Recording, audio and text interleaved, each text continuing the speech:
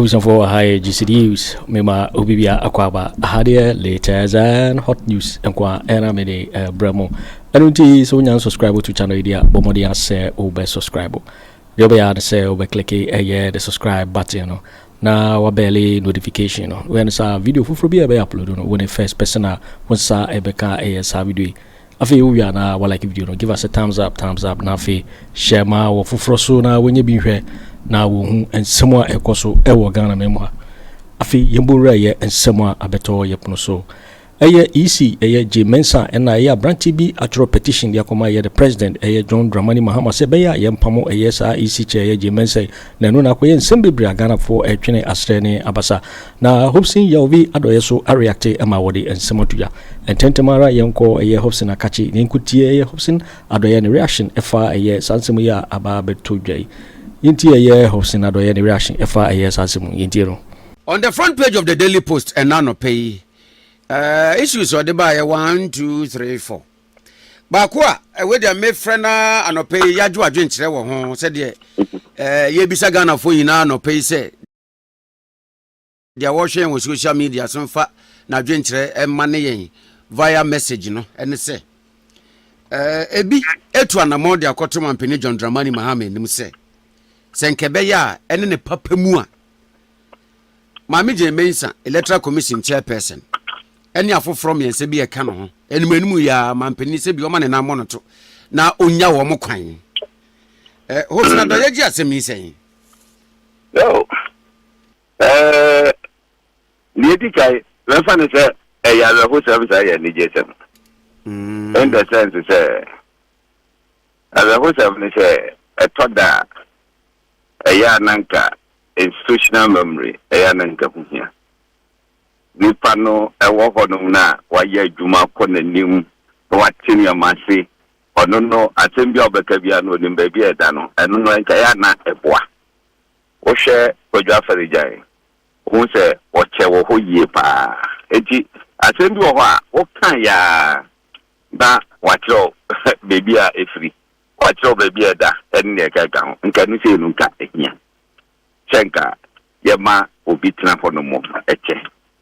Nese sono nanse mu ase appointment and say eye independent obi akokotena ho no mu a you should be nationalistic obi abehu se wo ye adwuma magana no this time akwakoye too political the too political na akwakoye no ama sese no yete akwaye se aban bi aba obenya na electoral commission. That I think it's not good for Ghana. Now, this particular one, may I support it 100% because of more attitude and posture. Joe, me support this petition 100% because of some of the commissioners were more attitude and posture. Attitude in the idea when ya attitude in say ya to abawi na ye gina ye ni mumra ne say ya to abawi ni ya declaration na se wonte wo ho ase a e court na obeko ya to abawi a electoral commission ebra wono ankasa ne returning officer a declare results na wie say benkum ana afa na se nifa na afa no. Electoral Commission has no business. Say, Mensa Nkonkoye declaration for and no, the aggrieved party should head to court. And to court to na fe would do a dancing in a corner court and determine said, oh, I didn't declare and papa and way and the way near. And I said, you declare and no one no. Now wait ye, just say, why Jaya to ho, and Rano what Tom Rana actually baby. I don't know what I say, Kukutako. Check. And then we know what I say. Why? Yatuaba every December 7th. Yakwa could do 7th. Yet it was not 7th February. Now, a particular constituency, yet even declare results. Adija. All because it said, what should I say? Kwambia so ube chichimunsa aje edi ama particular party. Why? Yatu Obama declaration akoso. Ya declare will be a winner. What's the mentality? What kind of attitude is that? I don't know if flavor. So, near almost a recollection near the Adinano. And this is what okay. What yeah, farm branch yes. Yeah, cockot. Yeah, Kwaku Jinakot. Na Kotunka. Kotunka no problem. There were videos yeah, if you can say ya declare results. Omo Lucy and Okrano. Atimajiatum. Akase. Oh, ejeshi. Ye won going there. Yedim say ye wo edidaso ewo yedim. Eti maubia enya basa. Ye nyina ye taking cool. Nipa na wono no ya declare no loser no. Wono atima kasa semu ya jiatum. The electoral commission headquarters. Moti yanti ase. I don't know now the Ghana economy. I am expecting a petition way, my president in transfer immediately. One transmitted petition to the Chief Justice. Now, Omusha who you are mobile. They go to do horses because in some no more raising in Ano. I am legitimate. Now, say almost or more Accra EC office. Or more Kwakoya and Kofoko to share what Musi. Say people we are and get a fire. And get a means that. Now, what could you possibly know? All because of your attitude. What would you say? Would you know home Ghana? You are conducting the elections. You declare we are. Say party ben winning, party ben winning. I don't know what seven. Party ben and see to do what say. Party ben and I don't know what seven. What would you say? We are referee. Watch it. I'm here to Ababia Akuyi. Now, wait here. I say, the Mensa boss, my son, Nick, more special interest. And you see, I want to ask my political party, Echinchimua, say ya the bebo. Say ya and the beba. What do we say? Ebra or more petition, Charlotte Osei. Or more yin. What do we say petition? Everything was planned at the Jubilee House. Oh, sir. But that's the one. Charlotte Osei, dear no. It was planned at Jubilee House. Hey. It was written for and the person signed. And now you're neutral people. So, sure. Yes, I make a choice. Say, I'm here, a bedroom review. Got the electoral commission, I bet some way be. So, what they look at the speech, the person presented, according to the news, I'm presenting, not Chief Justice one. Before said, the panel time now cover letter, and they go, and you go plano. Now you are prepared to hold the data. And you are flu. Me, tell me you lesson, I may catch you be said. The Mensa, or woman in trouble. Near there, and they said, what time for show would we know? No, they don't know. Yes, I don't know. But, what should the way I what judge them the ding this a meanwhile, I didn't know. One particular, was it one of the constituencies? Return officer, they say, no more. Because one no figure now when you more quality, and you know more deba. I don't know more shadows or so. It was judgment. Look at this indictment. So, that over now returning officer no sovereignty election. Or no yet the coalition. And declare, Monsieur Mama declaration for. Now, what the new figure say, no, I can say, because of that, a human way, one you. Okay, 101.7. At the president in Saka, I think, sir, as he said, immediately, Woma local Chief Justice one. Now, this is Omuyeno, Omuye. Now, you say, committee, no, establishing your work. Of course, one of the reasons, and he said, what the private for staff for from representation in parliament. What is a fact? It's not so it's a fact. And you know that the money or mutimi ejanomica okay petition no point. You know, say this ya. What go pay Beatrice no manya obia or no be neutral. Before a Ukraine, what we say people raise issue about Bossman Asare.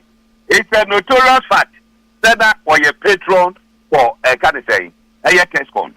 And then it's there. Or your patron, a test con.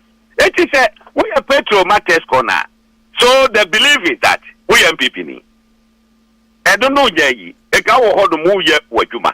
No way you ding, Yatua baby, the Aquacucini, Musu, about the Atuavi, Mon Conquer Recollection, see that be a running treasure. Yanko and Conquer yet, Etino, Monco court, Tamon Conquer contest. Near who say yes. Who's Jatuma, Adia Magana.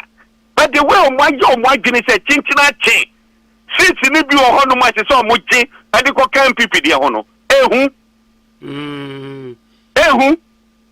It is Omukwa, it is Omuko.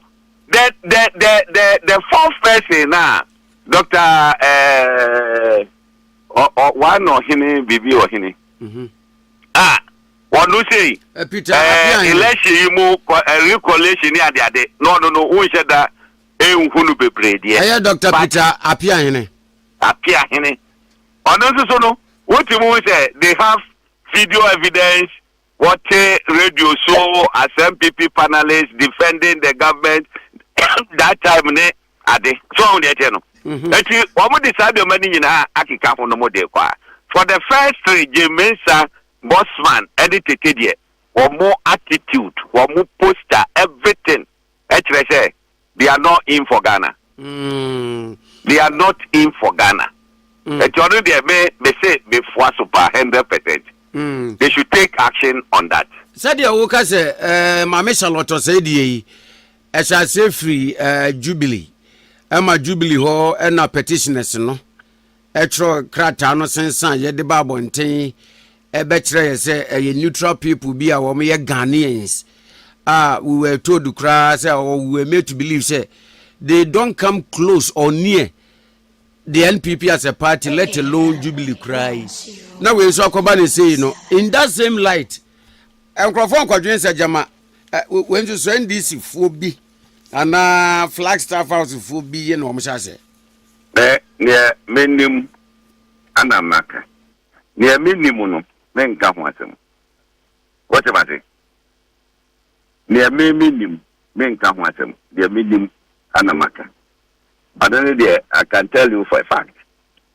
There may be a hot one, the moncophobia of mobile, church to a corner percent. So I was saying, I see with our now, and so no be a church now, church, what they are we face again. We know. We know. Yeah. And then, my area, sir, a Kwabena say, yeah. Now a Kwaku yet trend be a daho say, a Kamia say. After 8 years, be no say a twaba. Na abai no woso no wenim kunimua electoral commissioner awo ene emojuma ye fo mpanimfo titru ye tagya wo mo kwan Charlotte say koyi na James so snipe bi asoje egu ne tri so yi ye kan bia eda ho ebi use anhwa na the credibility of our democracy and the integrity of the electoral commission anhwa na yatoto na se America say unfortunate set that the way is now if he and a babydroya. So they have a former party at the shot here because Afarijan was not sacked. Afarijan retired, and I'm a boy. Yeah, Afarijan retired, you know, and the president and the government and also appointee will be. Appointee will be no, if you must or money yet. I know Mufa can be also. I know Muyino. I know Musaka for Modiaba. Every one you know. So, say any say ya. You better than the Yakoyadin. And I may shot you and make us say, why should you never papa yes say? Just say, aban bi obaba bi ane de ne electoral commission beba ensese ebanisa then so maybe ana ya kan forward bi omuka omisi bibi ankoka papa enje krede ana mebwa ana je Mensa di kra no menye sure kra mpo se nkombe ya attempt bi aso omu yi no nemom ne su ne ban the way ya wo genuama efa o clearly say mami we say o man take care obetimi the work raba ayi maybe America say ayi o mo mba ye o mo na nyame ase that na for ye na nyame ase say Dr. Bawumia o be consider them and yes an gata ngofo we ko mo de okun na be bagana me na me ka jo ko mo de ntokwa pa na be bagana o hwe mo esunu o mo ban ye o mo da na dia kan tokwa ana ko mo de be bagana zo na de no ki adene de hwe ye to abawi adechie Dr. Bawumia consider and to look at the time how it took them so mo ba be declaration just look at it. It was very bad. Very, very, very, very bad. That is, I'm American. I endorse it. They should forward it. Or more to me, establish it. Or more prima facie as a lawyer for no better than that. Uncle Babintina. Now, this time round, or Muyi Electoral Commission, Commissioner Fufra, President no more they say. I mean, the neutral person. I will be able to say, the person is dear. Or you're neutral. Now, you have the mammy on them. Because the electoral commissioner, apart from South Sumaya, the Mensa Danadino. Apart from that, you know, would need yet. About all tobacco pay. Ubianso tobacco, be a carbon. Do what you know. No ana ye declare but sa subawi sa attitude ni poster we no ana ye ma amanfo raise issues na the woman ye is even say ayam from so kra obi be suggest say ye ntumi mpaden wo mo na ye ntwe wo madwene so na omo correct omo wrongs rather than ye je wo mo kwan David Zakokota kwa ayi attitude ye so boko I was so moko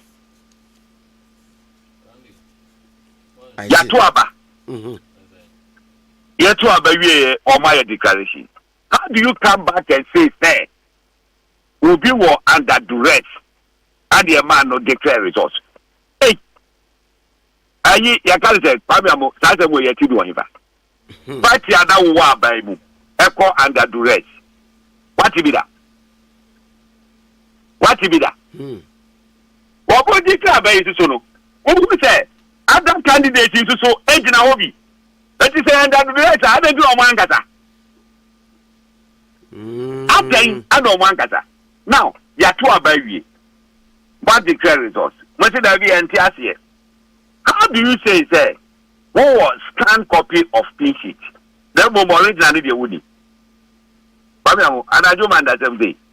The original copy now was scanning and who's wouldn't the boom. They are scanning and they are. Meanwhile, Yama Ubia copies. If you won't copy the amount, what was scanning or office? If you want about office or the fire, a strategy to overturn the results. A strategy. That is it was a the scan copy ever by ye Calibium. What is that? I mean, no work I say, I break Kumanov, ye new power, ye MP. Meanwhile, on that day of election, one more year collation, one more declare winner, and I said the MP elect in that constituency. In that constituency. It is a young man boy, some and the war Mutimwa. Why should you go ahead and be doing this?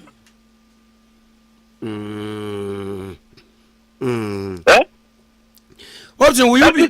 And this is one no, I know why you come a year. Eka, what do you say that? How many is about room haba? And maybe me who saw this statement if ever Ana mu ka koye yi na de ndie ana e ncha police for kwankwachi omo na say Ghana pa Ghana wo boom la so no the constitution no ka one ka sa see a wo prepare me eka eni de eka ho wo one ka sa wo busu no wo no ye nchi wo no obi o no boni city wo ba ne de kwankwachi no what kind the year 2020 taking myself that there was misunderstanding and we had a recollation. Now, the Mensa guy, or your statement at the Betuabonte. Sure. Sir, you declare Banivia, electoral commission 8 million recollation. The only a year to me, I resorted to a court of law. Court. Now, one gata, Cocoa was a more. I've made a day necessary. A day necessary. A year you will. Nipa na ocho petition there. Why are there? Yakupo Ishirano. Obi a bumpire or bumpire man say, what put in that petition? Will you be surprised to say petition yechi? Yeah, na president into an amubia or 2028. Ever drew my main still. Or yet chairperson. I don't think so.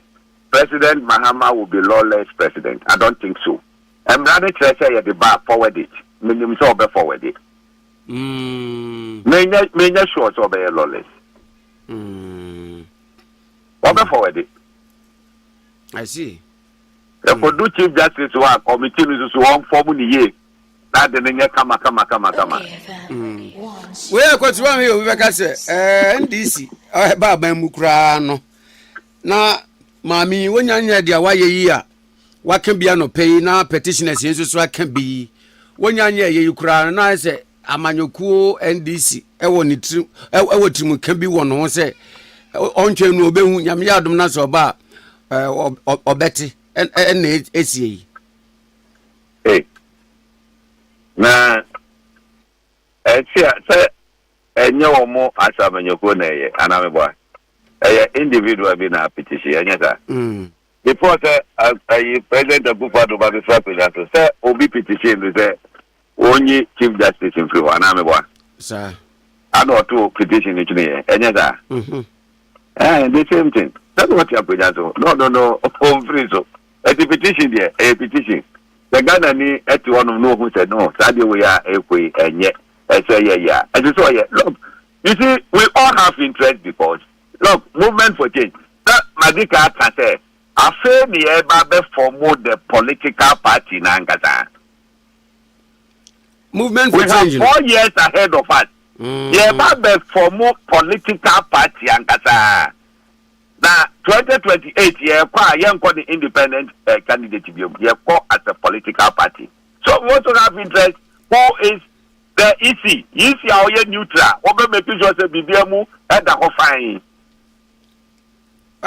Hopeson mobile as a political party and I want your calls to be a free certain quarters kase sabre ya NPP amanyoko na wo position die e brass say wo mo yen satraye wo mu nti empanimfo bi a party no mo kan be mu no mo se agina wo mo num nyam na ma party ne ye party no a bibi nti wo mo koye no we die sankofa wo mo nsamra biem na wo mo beje party no enye a ura alankra ni di wom na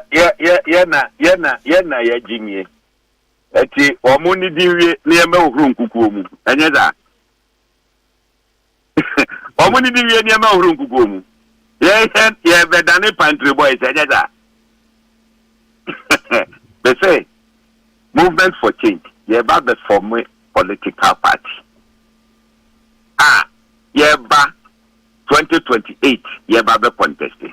People should get it. They should get it. Yes, classy move beyond for a Sigama Megan and Gabu. Yes, classy. I'm afraid as a full political party. The whole no, and I move who the show. Alan, you're ready, so Beko. Osei. Alan, you're ready, so Beko, Moba. Go bang. Some run on some MPP ni.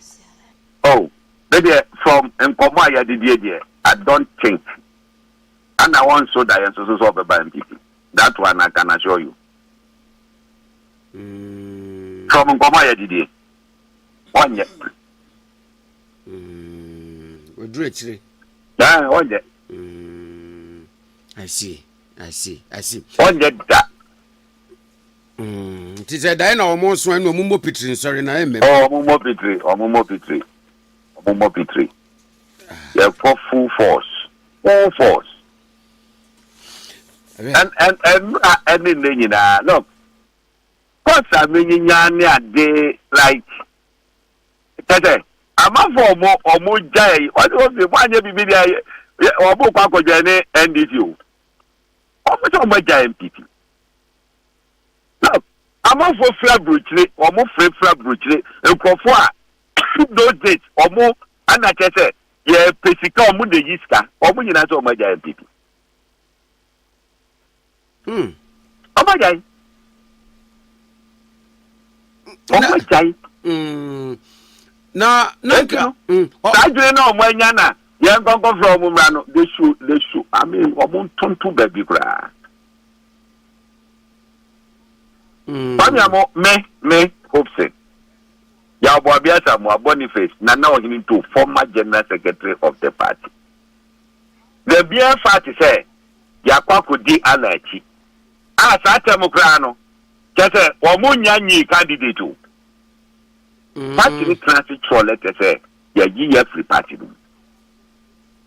Emblemuno. That say, what cheap. Wamunya candidate. Yeah, I'm finally you. Now, why you way say, we don't have a and not into or no more can say, yeah, party or the black. Come back to Mosun.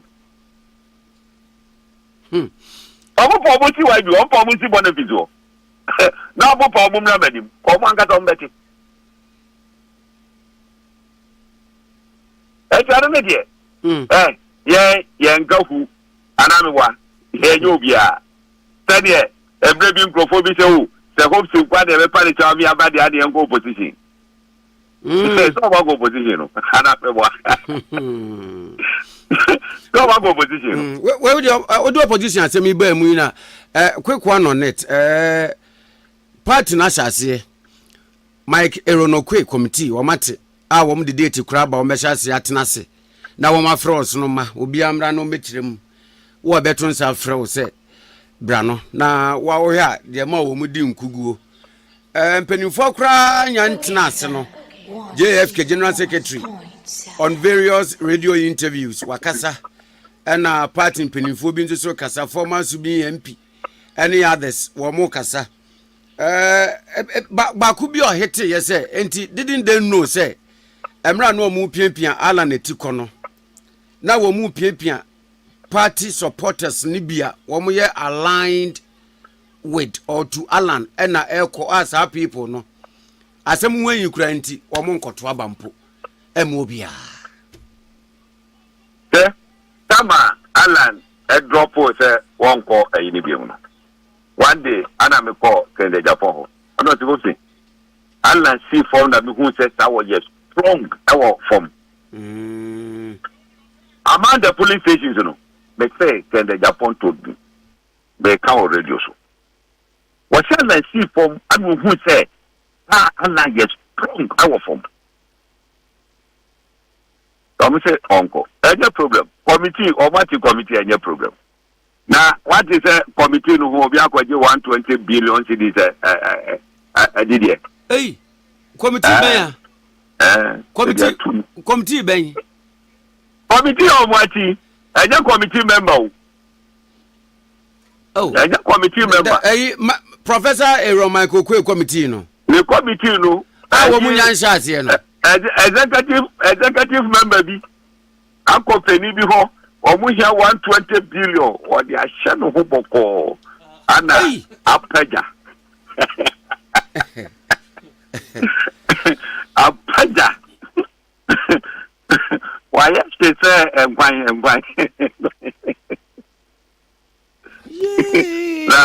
yes, I don't know in a method of opposition. Yeah, this campaign will move on where Canada campaign, no pocket.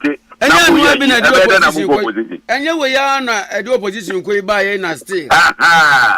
They say I am specific 12 million Ghana cedis, which is 120 billion OCDs. Party, national executive.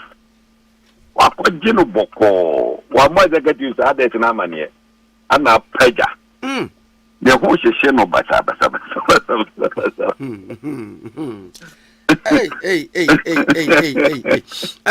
Then again, your car politicians are over and over again. Interviews are more granted year before 2024 election. Now, Wamoka, Asem Krona repeatedly say NPP ebeko opposition.